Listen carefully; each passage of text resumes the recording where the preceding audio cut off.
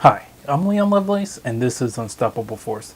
I got a news story for you, and it's from abcnews.go.com, and it's about Philando Castile and his shooter not getting convicted. Okay, Minnesota police officer accused of fatally shooting a black man last summer had been fired after he was found not guilty of second-degree manslaughter. Philando Castile, 32, which was the victim, was shot several times by St. Anthony police officer Yeromino Yanez, who was Latino, last July.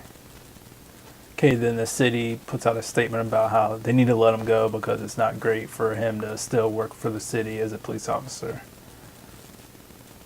So those are just breadcrumbs, because there's been a lot of black people that's been shot by police officers before this incident, and there's a lot more that's going to be killed after this incident. So really just firing him is just crumbs to try to appease a few black people that might be satisfied with that, but I'm really not satisfied. And if you're watching, you shouldn't be satisfied. Even if you're white or, Hispanic, you shouldn't be satisfied either.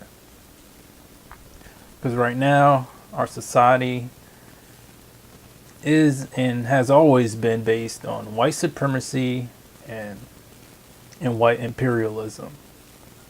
And that's why that white people back in the 1700s, they always try to figure out a way how to kill or crush or try to imprison or try to suck out some of the wealth of the Native Americans that were here. Of course, they brought on the slaves that were over here. Then it's no accident that our government currently wants to and always tries to perpetuate that the enemy of our nations are the governments, in Southwest Asia or the Middle East, Africa, the people of Syria and people of Afghanistan, Iraq, Iran. All these nations that have brown people and, people that live in Africa too, Kenya, Somalia, Libya.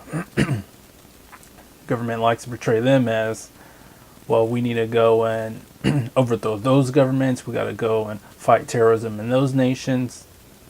Of course, when it comes to Europe and a bunch of countries like UK, Germany, France, of course, there's no talk ever about how we're going to go and overthrow those governments or how those people worship the wrong gods, so on and so forth.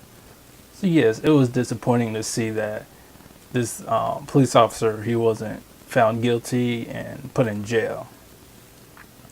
But we have a lot of deep-seated problems with racism, and not just individual racism, but institutional racism. And that's why these problems keep continuing. And how not just that black people and brown people are getting shot, mistreated by police officers and other individuals that have power, the establishment, just large groups of people, but just the people, the general white population looks and sees all these, inequitable and unfair treatment of black and brown people and say, oh, that's okay, or, well, there's nothing we could do, or talk about how that doesn't matter at all, it doesn't matter to them, it doesn't affect their lives. And that will continue to hurt the people of the United States. So one thing is, yes, we do need to keep protesting, but also we need to start running for office and start running on criminal justice reform and try to uncorrupt and try to eliminate some of this institutional racism that's going on and keeps crushing black and brown people. Because it's not just about black people getting crushed, but brown people are getting crushed. Also, poor white people are getting crushed also. So, black lives do matter.